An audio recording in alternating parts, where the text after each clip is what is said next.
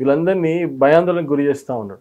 So తర్వాత వేరే ప్రభుత్వం తర్వాత మళ్ళీ ఇప్పుడు కాంగ్రెస్ ప్రభుత్వం వచ్చింది కాబట్టి 1980 నుంచి 2006 దాదాపు 20 సంవత్సరాలు ప్లాట్లుగా చూపించినటువంటి రికార్డు 2006లో పట్టభూమిగా అగ్రికల్చర్ ల్యాండ్ ఎట్లా చూపిస్తుంది? అంటే దీనికి ప్రభుత్వం సహాయపడిందా ఈ స్కామ్ కు? 100% వీరు ఆ యొక్క వెంకటేష్ వెనుక 100% ఎవరో రాజకీయ నాయకులు ప్రభుత్వం సపోర్ట్ ఉంది కాబట్టి ఎవరున్నారు అన్న క్లారిటీ ఉందా ఈ గవర్నమెంట్? ప్రజలకు తెలుసు, అక్కడ గవర్నమెంట్ కూడా తెలుసు. అంటే రేవంత్ రెడ్డి ఉన్నాడు అంటున్నారా? నేను రేవంత్ రెడ్డి అని చెప్పలేను. అక్కడ విషయం ఏంటంటే రేవంత్ రెడ్డి లాంటి వ్యక్తులు, పొంగులేంటి లాంటి వ్యక్తులు దాని మీద ఒక సర్వే చేసి ఒకసారి ఆలోచన చేసి ఏం జరుగుతుంది అనేది ఒకసారి చెక్ చేసుకుంటే బాగుంటుంది, ఎంక్వైరీ చేసుకుంటే బాగుంటుంది. అంటే మరి అలాంటి వాళ్ళు గుండాలను పెట్టి కబ్జా చేసి ఒక ఆడవాళ్ళని రోజు రాత్రి బెదిరించి వాళ్ళు చేసేది గూండాయిజం అయితే మరి మీరు పోయి వాళ్ళని కొట్టడం దీన్ని ఏమంటారన్నా? ఖాళీ చేయమని చెప్పడము. ఇప్పుడు వాళ్ళు చేసింది గూండాయిజం చెప్తున్నాను, ఖాళీ చేయమని చెప్పడము, ఆడవాళ్ళ మీదకి రోజు రాళ్ళు విసరడము, ఇవన్నీ చేసుకుంటూ ప్లాట్ల నుంచి వెళ్ళిపోవాలని భయాందోళన క్రియేట్ చేయడం, కట్టిన ఇళ్ళను గూడగొట్టడం. ఎవరు వీళ్ళు? వాళ్ళు ఏమన్నా చట్టమా? ఏ విధంగా? వాళ్ళ పోలీసులా? ఏ విధమైనటువంటి చట్టాన్ని చేతిలోకి తీసుకుని అంతగానం రాళ్ళు రువి అది చేస్తా ఉన్నారు. విషయం ఏంటంటే ఒక ఆడవామే నీ భయాందోళన క్రియేట్ చేసుకుంటూ బుల్డోజర్లు మీద తీసుకుపోతూ తన ల్యాండ్ తాను సాఫ్ చేసుకుంటే బెదిరించుకుంటూ అవన్నీ అక్కడ ఉన్న వీడియోస్ రోజు వాళ్ళని దాదాపు ఒక 20-30 రోజుల నుంచి అక్కడ హింస పెడుతూ కొన్నేళ్ల నుంచి బాధలు పెడుతున్న సందర్భంలో ఈటల రాజేంద్ర గారు వస్తున్నారని తెలిసి వాళ్ళు వేసుకున్న స్టేజ్ని, బ్యానర్లని, చైర్లని వలగొట్టి ఇళ్లకి వెళ్ళి ఎవడైతే ఆ మీటింగ్ పోతాడో వాళ్ళని చంపేస్తామని బెదిరించడం వల్ల అక్కడ వాళ్ళందరూ భయంగా ఉన్నారు పోయే వరకు. ఏందమ్మా ఇట్లా అంటే ఇది పరిస్థితి సార్ అని. సరే పోదాం పద, ఎక్కడెక్కడ మీ ల్యాండ్ పోయినా చూద్దాం, ఎక్కడెక్కడ ఇవ్వగొట్టిరని చూస్తున్న క్రమంలో ఒక దగ్గర కూర్చొని ఎంపీ గారు వచ్చిరని తెలుసు, అక్కడ అంతా జరుగుతుందని తెలుసు, కూర్చొని చికెన్ పెట్టుకొని మరి బీర్ బాటిల్ పెట్టుకొని మరి తాకుంటూ క్యాకరితేరే అంటాడు. తాగుకుంటున్నారు ఆ బీర్ బాటిల్ అన్ని వీడియో చూపిస్తున్నారు కదా. సో తాగుకుంటూ ఉంటారు కాబట్టి అక్కడ ఎంపీ గారు ఉన్న సమక్షంలో కూడా అరే ఇక్కడ వీళ్ళు వచ్చారు కదా అవసరం మనం ఈరోజు అని కూడా అంత భయం లేకుండా అంత విచ్చలవిడిగా చేస్తుంటే ఎంపీ గారు కోపం వచ్చి ఏంట్రా మీ అరాచకం, ఇక్కడ లేడీస్ ఇంత ఇబ్బంది పెడుతుంది రోజు మీద ఏం సంగతి అని చెప్పేసి ఒక పెద్ద వ్యక్తి చంప మీద కలిగింది. దాని తర్వాత అంటే ఎట్లా అంటే ఒక పేదవాళ్ళు కొట్టడమేందన్నా, అలాంటి వాళ్ళు చంపిన కూడా తక్కువనే. అంతేనా? ఒకప్పుడు నేను చూసిన సాయన్న ఇప్పుడు సాయన్న ఒక్కరు కాదు, చాలా మారిపోయినారు.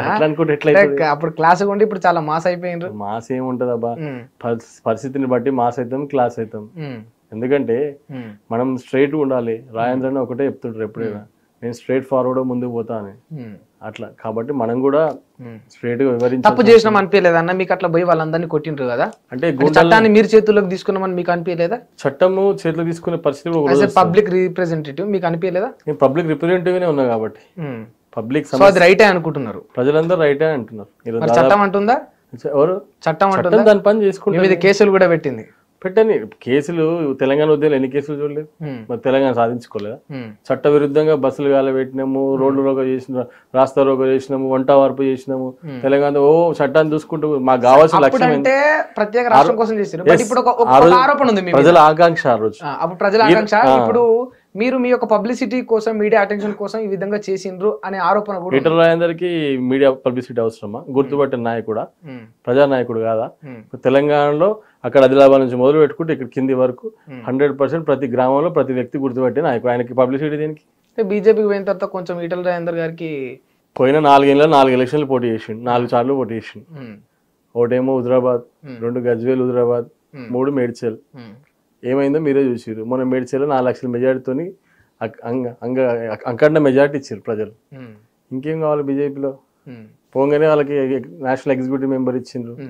తర్వాత మొన్న పార్లమెంట్ బడ్జెట్ సమావేశం దానికి చైర్మన్ చేసిండ్రు. ఇంకేం కావాలి? అయినా కూడా అంటే ఇవి చెప్తున్నప్పటికీ కూడా ఈటల రాజేందర్ గారు భారతీయ జనతా పార్టీలో అవమానాలను ఎదుర్కొంటున్నాడు అనే మాట బయటకు వినిపిస్తుంది. అంటే కొంచెం ఎలా ఉంటది అంటే, అది నిజం కాదా? ఇప్పుడు కొత్త పాత అనేది కొంచెం ఉంటది, అది ఎక్కడైనా కూడా ఉంటది ఆ పని. మనం ఇప్పుడు కొత్త పాతతో పాటు ఈటల రాజేందర్ గారికి ఈ యొక్క కమ్యూనిస్టు భావజాలాలు ఉంటాయి అనేది కూడా యాడ్ అయిపోయింది. ఇది ఒకటి అందరూ బాగా అలవాటు చేసుకోరు, కమ్యూనిస్ట్ భావజాలు. విషయం ఏంటంటే ఆయన ఒకటి తెలుసు, ఆయనకి మనిషిని మనిషిలా చూడడం తెలుసు. కమ్యూనిస్ట్ భావజాలం ఏముంటది, బీజేపీ భావజాలం ఏముంటది? బీజేపీ ఏముంటది? మానవత్వ దృక్పథాన్ని కోల్పోవద్దు. ఇప్పుడు స్వామి వివేకానంద్ ఉన్నారు, ఏం చెప్తారు? హ్యుమానిటీగా ఉండాలనేదే చెప్తారు. ఎవరు చెప్పిన పెద్దవాళ్ళు మనిషిని మనిషిలాగా చూడాలి, మనిషిలాగా ప్రవర్తించినట్టు తయారు చేయాలి. ఈటల రాజేంద్ర గారు ఇంటికి వచ్చినోనికి అన్నం పెడతాడు, ప్రజా సమస్యలు తీరుస్తాడు. ఈటల రాజేంద్ర గారు ఎక్కడ సమస్య ఉన్నా కూడా ప్రజల కోసం పోరాడతాడు. మొన్న చూసుకున్నటువంటి మూసి పారికవర్గ ప్రాంతంలో ఉన్నటువంటి ఇండ్ల గురించి ఉండొచ్చు, హైడ్రా గురించి ఉండొచ్చు, రకరకాల విషయాలలో తెలంగాణలో ఉండొచ్చు, తెలంగాణ ఉద్యమంలో ఉండొచ్చు, తెలంగాణ రైలు రోక ఉండొచ్చు, అనేక విషయాలు. రాజశేఖర రెడ్డి గారు వ్యతిరేకంగా కొట్లాడినప్పుడు ఉండొచ్చు, కిరణ్ కుమార్ రెడ్డి వ్యతిరేకంగా కొట్లాడినప్పుడు ఉండొచ్చు, మరి అదే విధంగా రోషయ్య గురు వ్యతిరేకంగా కొట్లాడి ఉండొచ్చు. అలా నలుగురు, చంద్రబాబు నాయుడు నలుగురు ముఖ్యమంత్రులను కొట్లాడి. అంటే విషయం ఏంటంటే భారతీయ జనతా పార్టీకి ఏ విధంగా ఎలా చేయాలో అలా చేస్తా ఉన్నారు. ఓకే, అంటే నిజంగా న్యాయం మీరు చేస్తా ఉన్నారు కానీ మరి ఆ పార్టీ మీకు న్యాయం చేస్తుందా అని? బరాబర్ చేస్తుంది. ఇప్పుడు మోడీ గారు నుంచి మొదలు పెట్టుకుంటే కింది స్థాయి వరకు ఈటల రాజేంద్ర గారిని అందరూ గుర్తుపడతారు. ఈ రోజు పార్టీ క్రమక్రమాన భారతీయ జనతా పార్టీ అనేది ఒక సిద్ధాంతం గల పార్టీ. దానికి ఒక సిస్టమ్ ఉంటుంది. ఒక మనిషి రాగానే ఆ మనిషిని తీసుకొని పెద్దవాడిని చేయాలనే ఆలోచన ఎప్పుడు ఉంటుంది. సరే వీడు ఎమ్మెల్యేలు జాయిన్ అవుతాడు అని చెప్పేసి రాజీనామా చేయకుండా ఎమ్మెల్యేని జాయిన్ చేసుకోరు ఎక్కడ కూడా. కంపల్సరీ ఆ పార్టీలో ఎమ్మెల్యే ఉంటే ఈ పార్టీలోకి వస్తాం నువ్వు రాజీనామా చేయాల్సిందే అంటారు. దాంట్లో క్రమంగానే ఈటల రాజేంద్ర గారితో రాజీనామా చేయించారు. దాంట్లో క్రమంగానే కోమటిరెడ్డి రాజగోపాల్ రెడ్డి రాజీనామా చేయించారు. 100% ఎవరు వచ్చినా కూడా రాజీనామా చేయాల్సిందే, ప్రూవ్ చేసుకోవాల్సిందే, మళ్ళీ భారతీయ జనతా పార్టీలో ఆ పువ్వు మీదనే ఉండాల్సిందే అనేది భారతీయ జనతా పార్టీ యొక్క ముఖ్య ఉద్దేశం. అలా చాలా సిద్ధాంతాలు ఉంటాయి భారతీయ జనతా పార్టీకి. మీరు ఒక స్ఫూర్తి ఏంటంటే భారతీయ జనతా పార్టీ అందరికీ ఒక ఛాయ్ వల్ల ప్రధానమంత్రి కాగలుగుతాడు, ఒక గుడిలో పంతులు ఈరోజు ముఖ్యమంత్రి కాగలుగుతాడు. యోగి ఆదిత్యనాథ్ కానీ, ప్రధాని నరేంద్ర మోడీ కానీ, గడ్కరీ కానీ, ఇలాంటి వాళ్ళని ఎగ్జాంపుల్ తీసుకుంటే అలా వేలాది మందులు. కాబట్టి భారతీయ జనతా పార్టీ చాలా పకడ్బందీగా ఒక సామాన్య కార్యకర్త కూడా ఎస్సీ కమిషన్ మెంబర్ కాగలుగుతాడు అని చెప్పడానికి మొన్న మన నిదర్శనం చూసాం. ఓకే, అంటే ఎంత చేసినా కూడా ఫస్ట్ బోర్డు చైర్మన్ మన ఫస్ట్ బోర్డు ప్రకటించినప్పుడు కూడా ఎవరు ఒక కింద నుంచి వచ్చిన సామాన్య కార్యకర్త, ఎవరు బ్యాక్గ్రౌండ్ కోట్లకు అధిపతి అలాంటి వాళ్ళు కాదు ఎవరు. భారతీయ ఇన్ని విషయాలు చెప్తుంది కాన్న ఈ రాష్ట్రం ముచ్చటే మాట్లాడుకుందాం. రేపు భవిష్యత్తులో ఈ తెలంగాణ రాష్ట్రానికి భారతీయ జనతా పార్టీ అధ్యక్షుడు ఎవరైతారన్నా? బీసీ అవుతాడు. బీసీ అవుతాడా? దాంట్లో పకడ్బందీగా చెప్పగలుగుతాను. ఆ బీసీ పేరు చెప్పగలుగుతారా? ఉన్నారు, 2-3 ఉన్నారు. ఒకరి పేరు అందరికి ఎలిజిబిలిటీ ఉన్నారు. ఈటల రాజేంద్ర గారు మొదటి వరుసలో ఉన్నారని నా యొక్క నమ్మకం. రెండోది అరవింద్ గారు ఉన్నారు. మూడోది ఇంకా చాలా మంది ఉన్నారు, రఘునందన్ గారు ఉన్నారు. బీసీలలో అయితే మొదటి వరుసలో వీళ్ళిద్దరు ఉన్నారు.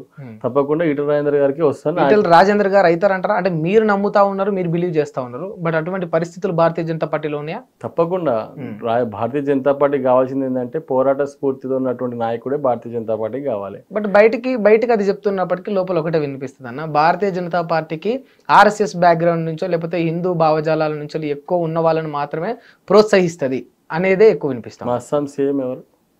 కాంగ్రెస్ నుంచి వెళ్ళి అక్కడ ఎలక్షన్ కమిటీ చైర్మన్ అయ్యి అధ్యక్షుడై ముఖ్యమంత్రి అయ్యిండు. ఎక్కడి నుంచి వచ్చిండు? ఇప్పుడు అదే విధంగా అదే స్ఫూర్తి తీసుకుంటాం మేము. రేపు 100% కూడా భారతీయ జనతా పార్టీ ఒక ఇలాంటి భావజాలు ఉన్నటువంటి వ్యక్తులని, లెఫ్ట్ భావజాలు ఉన్న వ్యక్తులను కూడా రేపు అధ్యక్షం చేసాడని గొప్ప చెప్తుంది. అట్లేం లేదు. ఈరోజు భారతీయ జనతా పార్టీ చాలా విషయాలలో రూపం మార్చుకుంది, చాలా విషయాలలో సిస్టమేటిక్గా ఈరోజు బడుగు బలహీన వర్గాల పార్టీగా రూపం తీసుకోబోతా ఉంది. 100% రానున్న రోజుల్లో భారతీయ జనతా పార్టీ దేశం మొత్తము కాషాయమయం కాబోతుంది. అది కాషాయమయం అయితే నిజంగా ఈ దేశానికి మంచిదే అంటారా? చాలా. ఇప్పటికే సగానికి పైగా మీరు ఉన్నారు. మీరు ఉన్నందుకే ఈ దేశం మొత్తంలో కూడా మత కళలు వస్తూ ఉన్నాయి, హిందుత్వ ఎజెండా తోటి ముందుకు పోయి చిచ్చులు పెడతా ఉన్నారని ఆరోపణ వస్తూ ఉంది. ఎక్కడన్నా పరదేశస్తుడు వచ్చి ఇక్కడ ఒక బాంబు పేల్చగలిగిండి 15 సంవత్సరాలు గత చరిత్రలో తీసుకోండి. నరేంద్ర మోడీ గారు వచ్చిన తర్వాత దేశ సరిహద్దుని ఏ విధంగా చైన్ వేసి కాపాడినట్టు ఏ విధంగా సరిహద్దుని కాపాడుతుండో, ఎలా ఆర్మీని పెంచుతుండో, వ్యవస్థను ఎలా పెంచుకుంటూ వస్తున్నాడో అన్ని చాలా పక్కడిబందీ జరుగుతూ ఉన్నాయి. ఈరోజు ఇతర దేశస్తులు కూడా నరేంద్ర మోడీ గారిని రెడ్ కార్పెట్ స్వాగతం పలుకుతుంటే నరేంద్ర మోడీ గారికే కాదు భారతదేశానికి స్వాగతం పలుకుతున్నట్టు. అనేక దేశాలలో ఈరోజు నరేంద్ర మోడీ గారు వెళ్ళి మాట్లాడుతూ దేశ యొక్క సంస్కృతిని, దేశ యొక్క సిస్టమ్ని అక్కడ ఎస్టాబ్లిష్ చేసి వస్తూ ఉన్నారు. అక్కడ నరేంద్ర మోడీ గారిని హక్కును చేర్చుకుంటున్నారు పక్క దేశాలన్నీ కూడా.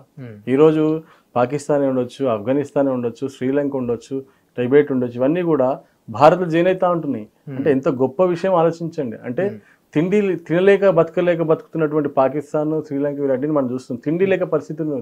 అంటే ఈరోజు నరేంద్ర మోడీ గారు 83 కోట్ల పైచీలకు జనాభాకి తిండి పెడుతుంది ఈరోజు ఉచిత బియ్యం పథకం కింద 83 కోట్ల జనాభాకి ఉన్న 140 కోట్ల జనాభాలో 83 కోట్లకి నరేంద్ర మోడీ గారు ఈరోజు ఉచిత రైస్ కింద ఈరోజు బియ్యం తిండి పెడతా ఉన్నారు. మీరు చెప్తా ఉన్నారు కనీసం తిండి లేని పరిస్థితులు దేశాలు ఉన్నాయి. ఒక మాట అడుగుదామన్నా, నిజంగా తిండి లేని దేశాలు ఉన్నాయి, ఇంతమందికి తిండి పెడుతుండన్న మాట కూడా వాస్తవమే.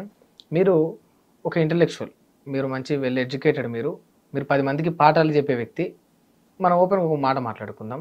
ఇంకా కూడా ఈ దేశంలో బియ్యం కోసం 83 కోట్ల జనాభా ఎదురు చూస్తున్నారంటే ఈ దేశం అభివృద్ధి చెందినట్ట లేకపోతే వెనుకబడ్డట అన్న?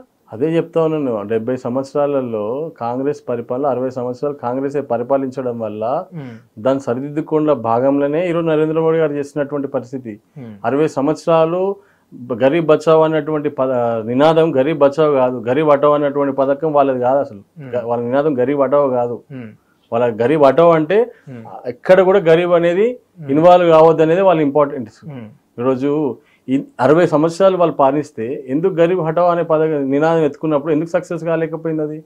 ఈరోజు నరేంద్ర మోడీ గారు చక్కగా దేశ యొక్క ఆర్థిక వ్యవస్థను పెంచుకుంటూ, దేశ ఔన్నత్యాన్ని పెంచుకుంటూ, దేశంలో ఎవరికి ఏమవ్వాలి, బేటీ బచావో బేటీ పడావో అనే పథకం తీసుకొని ఈ రోజు 10 సంవత్సరాలు అయిపోతుంది. నిన్నటికి ఈ రోజుకి అనుకుంటా ఈ రోజు 10 సంవత్సరాలు అవుతుంది.